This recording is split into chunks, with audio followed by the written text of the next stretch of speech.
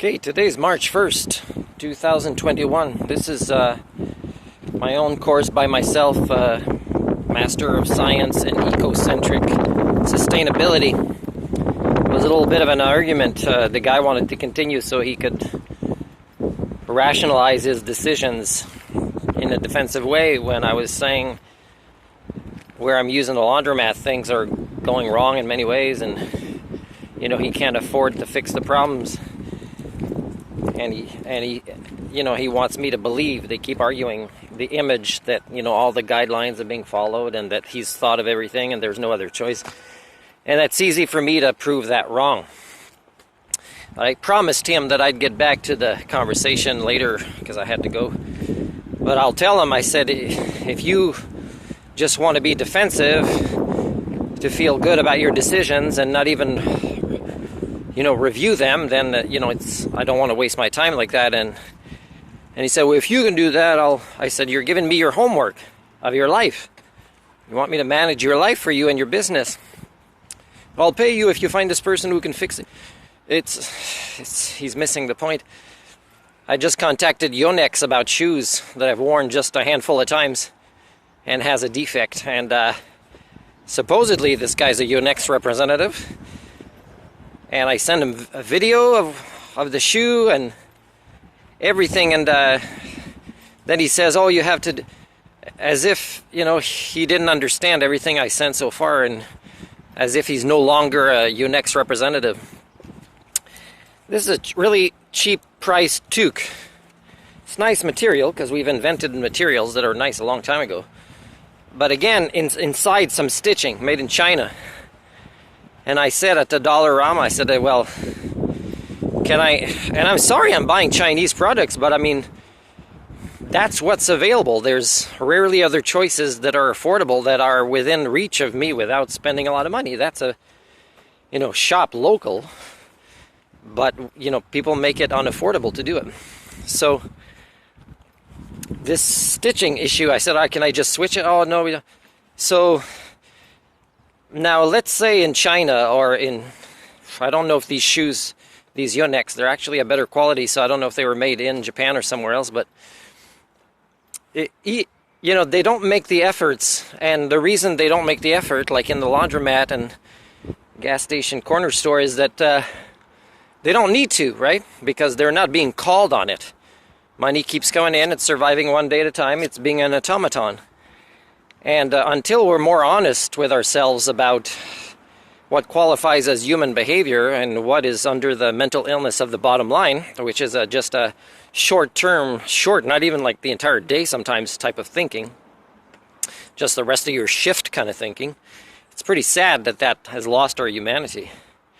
So a lot of my messages that are, even late, but still way ahead of people with a lot of followers and what they're saying, is they seem to have a lot of dread. But for me, the dread comes from the lack of response, the lack of collaborations, the lack of seriousness, and the lack of commitment to join me in issues. Because the hope really lies in honesty, transparency, and accountability.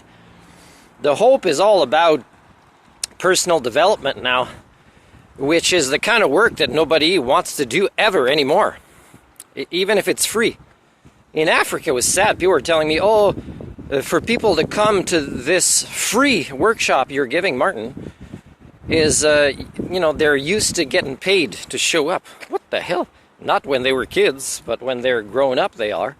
So what's happening? Why are we not addressing this? Why do we have to feed them and compensate them to feed their own brains with the right things, the right thinking tools? It's pretty sad.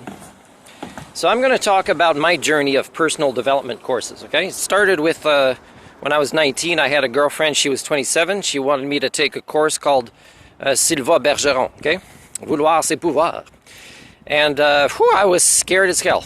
There was things wrong with my brain. I knew I was depressed a few times in my teens, and scary and anxiety issues that my family on my mother's side had, but, didn't address or openly bring to light so that I could have a more productive life than them with this type of honesty and curiosity to learn more about how my brain was working. So I did it. I did the entire things, and there were times I was coming up with excuses to kind of bail out, but I did the entire thing. I didn't give the last one, which was me going up, everybody had to do this, 100% effort, but I still put in the effort. Now after that, when I arrived on Vancouver Island, I took life skills coach training to become a life skills coach. And life skills is how we interact with ourselves and others. And I did really well, but in that course I realized, and this was in my 30s, I realized the same things that kids between 3 and 5 realize when I interact with them in early years preschool programs. Is I realized, holy moly, why do I not know this? Why am I learning this now? I realize how important these skills are, and they're not even that hard. They just require honesty and a small group participation and practice. But they're not, you don't need a PhD to understand the concept of them as a social creature. And yet, I'm in my 30s and I'm being taught this for the first time, and I realize how important it is. And again, after that, I never took a course that was as important in my mind as that. So that required learning skills to be a coach, but also to do personal development work of our own and present this to the group. Also, when I took counseling skills, which was a few different programs, at least 4, I had references, and the references from the teachers said, Martin, took a chance and included vulnerability and self-disclosure, so I continued this. I understood the concept of personal development. And also there was other things like the pursuit of excellence. I did all 3. The first one was powerful, although it allowed me to also see how I didn't want to be somebody with followers. I wanted to be somebody who advised the person that had followers. And that kind of turned out to be the case in the first course and all the other courses almost. The second one, not as good. Third one, not good. Fourth one, which was kind of not part of the first trilogy series, called The Inside Passage, was the best.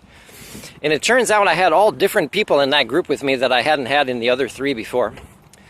And I was surprised that that group insisted that I continue to read what was my choice of a homework for personal development in that course, which is my own code of ethics, which is actually on YouTube still in a few different videos, in 4 different videos. And I'm surprised the third one still has 0 views. 0 views. But in that personal development course, the entire class wanted to take the extra time, and the teacher that guided us agreed that I read all of these 12 code of ethics, my own mission statement, my own Prime Directive. It wasn't just that, but it was a powerful thing because I was appreciated. And it's sad, I never stayed in touch with any of them, but still, we don't always need to do that, stay in touch with people. But talking about staying in touch is, in all of these courses, especially the earlier ones, is people were also growing as human beings. And I was parallel with them. And then as time passed, as I continued different kinds of personal development myself, and they kind of maybe ended at those ones, I've seen them regress. It's been measurable, right? It's scientifically measurable that it goes away. And again, how surprising is that? I was in my 30s and I said, how come I'm learning this stuff now? It's super important as a life skills coach. So other types of personal development work that I've done is counseling. There were counselors that were good, there were some that were not good, but I had to keep trying because I'm advocating for a healthy brain. One that was the longest with me on Vancouver Island, Anne-Marie, she, over the years, she'd give me praise of how far I'd come and all that. And then I'd grown really good at giving her feedback as well. And she always asked for feedback too, which made her a pretty decent counselor. And one of the things is I said, I need you to be less nurturing now, if we continue, for me to, push through another ceiling, and more like call me on things, more accountability challenges. And she said she'd try, but it wasn't an approach she succeeded at adapting. And it's okay, because what she did for me was a great fit at that time. But I needed something more, and I tried one after that she referred me to that was one that I kind of fired before, because I fired a few for not being that great. And he, you know, he was the same as before, and he didn't apply the feedback either, so it was short. I wanted more. So these things, and also myself providing counseling to others, and not making it about making money. It was all volunteer and free, and just as a social creature teaching what I knew, we should already know these things. We should already be able to think in this way. We should have friends that are like this, so we don't have to go pay somebody who has long waiting lists, and who more and more, you know, the industry of mental health and counseling, and they kind of don't want people to have these skills because, you know, they think they'd be out of a job. And yet they wouldn't be out of a job because there's more need of this. Plus, they're getting more and more backed up. So it's kind of, you can see greed has corrupted them, and I would fire them either as well, you know. So I did one called The Art of Coaching, I think it was called. It was on Salt Spring Island, I think it was, at a Buddhist retreat. And it had a famous person come, which was really disappointing. I mean, his speech was kind of okay, but the disappointing part was watching his interactions with the girlfriend or the spouse that was there, and you know, reading the nonverbals. And in that course, I could tell there's very few people I can learn things from. And in fact, I disagreed with a lot of what this person was saying, which was the big guest that we were lucky to have. There was another one in the north, even more north of the area that I am now in the Comox Valley, which was also expensive and disappointing because the most powerful exercise in this, you know, eco-village type workshop of personal development was not taken seriously enough by not only the other participants, but by the two facilitators. So that was quite sad. So that's why in my dear British Columbia resident, that's also on my YouTube, is I discuss that a lot of these later ones weren't really worth, you know, getting myself further into debt, you know. So my course on the Master of Science in Ecocentric Sustainability is related in big part to personal development, because it has to do with getting rid of old, outdated, corrupted, unproductive worldviews. That means in ourselves. It's not a presentation we do for others, it's in ourselves. And these things, after teenage years, are incredibly hard to dislodge and reinvent. And it would take pretty much the rest of our lives to have some success doing that in, you know, in groups who are motivated to do the same. So again, I'd like to grow more from this and help others grow more from this. But for that, you need courage. You need true honesty. And that is a lot of hard work. And the kind of honesty I'm talking about is not the kind that you think. It's not about, you know, doing a polygraph or having people vouch for you and write. It's all about really going deeper to see ourselves and explore what our thinking is like and how it has an impact not only on our lives, but on shaping the outside world. Through role modeling, through just promoting behaviors and thinking in our families, our communities, in the world at large, because of the internet, that are more counterproductive. But for that, we need honesty, which is hard. Accountability is hard. Transparency is hard. And it seems that there's more and more people. Now, I would say, well, it's pretty much 99.6% of people will not participate in a personal development course that is actually honest. It's not meant for profit. And it actually really is designed to go deep by somebody that can do that and really look at ourselves in an honest way.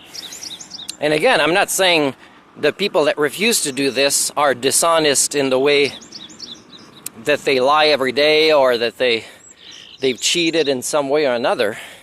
But it's about the real honesty that comes with sentience and sapience. And the hope is in that. But they don't want to see the hope. They only want to rationalize, this is pretty negative, dreadful. And yet the hope is in finding the courage, the conviction of the heart, the commitment to love what we actually preach and our families and future generations, our kids and grandkids, enough to do this. And I'm offering it for free again to you now.